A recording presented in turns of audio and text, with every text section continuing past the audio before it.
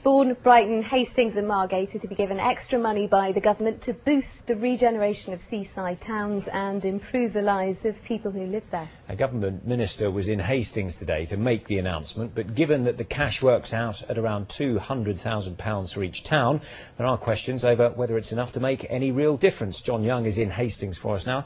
John, it doesn't really sound like this cash is going to go very far. Well, not compared to other grants, Rob. We're used to hearing the government making big announcements, especially after budget day, £5 million here, £10 million there. But here, as you say, £200,000, the price perhaps of a middle-of-the-road family house, and a timing today of this announcement that may raise an eyebrow or two. The seaside as it should be, according to the government, Margate in the 70s, Hastings in the 50s. Today's announcement was about bringing those days back. The venue for the news, Hastings Victorian East Hill Funicular Railway, itself just renovated and opening officially on Saturday. There's about 30 boats in the fleet now. It was just a shame the local MP and the visiting minister couldn't actually see them as they prepared to deliver the news. Hastings, which has been showing its age for a while, to receive £200,000, so too would Eastbourne, £200,000 for Margate and for Brighton and Hove. £200,000 each, not just to tidy up the seafront, but also to tackle unemployment and poor housing and antisocial behaviour. Not a lot, perhaps, for quite a lot of things. Renovating that new rail lift alone would have bust the budget. Brighton's revived bandstand would have used it up 5 times over. Come to think of it, 200k wouldn't even have got you this one-bed flat in the centre of Brighton.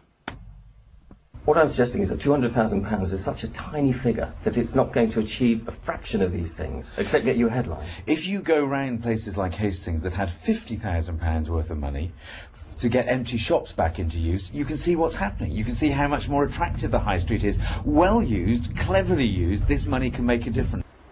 The minister did mention other projects like the new college and railway complex that he told me shared nearly £500 million of government investment, and today he threw in a bit extra, £75,000, to help campaigners try to get the Pier reopened.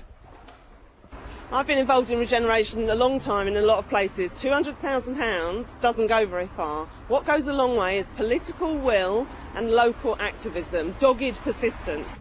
Well, £200,000 is not a lot of money, but it's better than nothing, obviously. So any money is welcome, and there isn't a lot of money around at the moment, is there? Isn't it just a drop in the ocean? Isn't this just politicking before an election? I couldn't possibly comment on the politics. I'm a council officer, but I can certainly say that we're very grateful for the money, and we will make sure it works as hard as it possibly can, because we are the most deprived seaside resort in southern England. So a satisfied Hastings today, and a government minister with plenty to see.